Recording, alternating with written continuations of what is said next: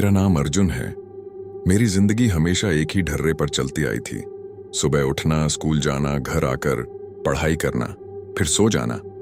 न कोई रोमांच, न कोई बड़ा सपना, बस एक आम लड़का जिसे दुनिया के हिसाब से सक्सेसफुल बनना था। लेकिन एक दिन सब बदल गया। उस दिन पापा से मेरी जोरदार बहस हुई। वजह वही थी, पढ़ाई। अगर इस बार अच्छे नंबर नहीं आए तो समझ लो तुमसे कोई उम्मीद नहीं है, पापा चिल्लाए। मुझे गुस्सा आ गया। क्या मैं सिर्फ नंबर लाने की मशीन हूं? गुस्से में घर से निकल पड़ा। बिना सोचे समझे चलता रहा और कब उस पुरानी लाइब्रेरी तक पहुंच गया पता ही नहीं चला। शापित लाइब्रेरी में अजीब सी खामोशी थी। टूटी फूटी अलमारियां, जगह जगह मकड़ियों के जाले और एक सड़ी गली सी गंध, जैसे यहां कुछ बरसों से सड़ रहा हो। शायद ही कोई यहां आता था। तभी मेरी नजर एक काली चमड़े की जिल्द वाली किताब पर पड़ी। कोई नाम नहीं, कोई लेखक नहीं, सिर्फ 3 शब्द उभरे हुए थे, अलमौत। जैसे ही मैंने किताब उठाई, अजीब सी ठंडक महसूस हुई। ऐसा लगा जैसे ये किसी और ही दुनिया की चीज हो। पहला पन्ना खोला और पढ़ा, जो लिखोगे वो सच होगा, पर कीमत तुम्हारी आत्मा होगी। मैं हंसा, बकवास है। लेकिन फिर भी मन में एक सवाल उठा, अगर ये सच हुआ तो? पहला आदेश रात को घर लौटा। पढ़ाई करने बैठा, लेकिन दिमाग काम नहीं कर रहा था। अगले दिन मैथ्स का एग्जाम था और मुझे कुछ भी याद नहीं था। गुस्से में डायरी उठाई और लिखा, कल का एग्जाम कैंसिल हो जाए। फिर डायरी बंद कर दी और सो गया।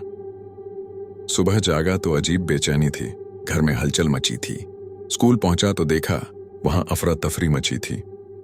पता चला रात को स्कूल में आग लग गई। भयानक सच्चा मेरा दिल तेजी से धड़कने लगा। लेकिन फिर मैंने वो नाम सुना जो मेरे लिए सबसे ज्यादा मायने रखता था। रोहन, मेरा सबसे अच्छा दोस्त, आग में जलकर मर गया। मुझे लगा जैसे किसी ने मेरा सीना फाड़ दिया हो। नहीं, ये नहीं हो सकता। रोहन ही वो इंसान था जिसने मुझे हर मुश्किल में संभाला था। अगर मुझसे पूछा जाता कि मेरी जिंदगी में सबसे जरूरी कौन है तो वो सिर्फ रोहन होता। और अब वो चला गया, सिर्फ इसलिए क्योंकि मैंने एक लाइन लिखी थी। गलती सुधारने की कोशिश मुझे खुद से नफरत होने लगी।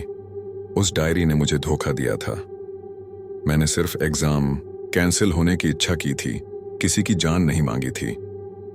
अगर डायरी मेरी बात सुन सकती है तो इसे ठीक भी कर सकती है।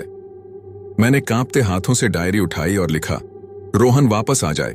कौन लौटा?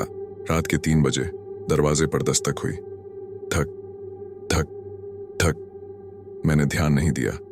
फिर से आवाज आई, धक धक धक। और फिर अर्जुन। मेरे रोंगटे खड़े हो गए।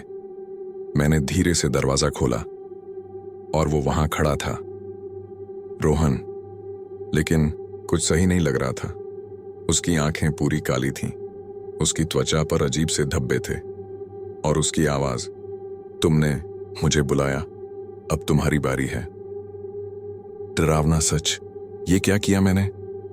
मेरा शरीर ठंडा पड़ने लगा। मैंने जो खोया था उसे वापस लाने की कोशिश की थी, लेकिन ये वो रोहन नहीं था जिसे मैं जानता था। ये कुछ और था। मैं भागकर पीछे हटा, लेकिन वो आगे बढ़ता गया। तुमने मुझे बुलाया, अर्जुन। उसकी आवाज गहरी और खोखली थी, जैसे किसी कब्र से आ रही हो। डायरी का अंतिम संदेश आखिरी उम्मीद के तौर पर मैंने डायरी उठाई। इसे फाड़ देता हूं। अगर ये नहीं रही तो शायद सब ठीक हो जाएगा। मैंने पहला पन्ना खींचा, लेकिन जैसे ही उसे हाथ लगाया, मेरी उंगलियों से खून बहने लगा। पूरी ताकत से डायरी को चीरने की कोशिश की, लेकिन पन्ने अपने आप फिर से जुड़ गए। और फिर आखिरी पन्ने पर एक नया मैसेज उभर आया, तुम्हारी आत्मा का आखिरी टुकड़ा अब मेरी है। मेरा शरीर बेजान पड़ने लगा। आंखों के सामने अंधेरा छाने लगा और फिर सब खत्म। अगला पन्ना तुम्हारा है। अगली सुबह मेरा कमरा वैसा ही था। किताबें रखी थीं, मेरा फोन भी वहीं था, लेकिन मैं नहीं था। सिर्फ एक चीज बची थी, डायरी, और दीवार पर खून से लिखा था, अगला पन्ना तुम्हारा है, अब सवाल ये है, अगर तुम्हें ये डायरी मिलती तो क्या तुम इसका इस्तेमाल करते? अपना जवाब कमेंट में जरूर देना।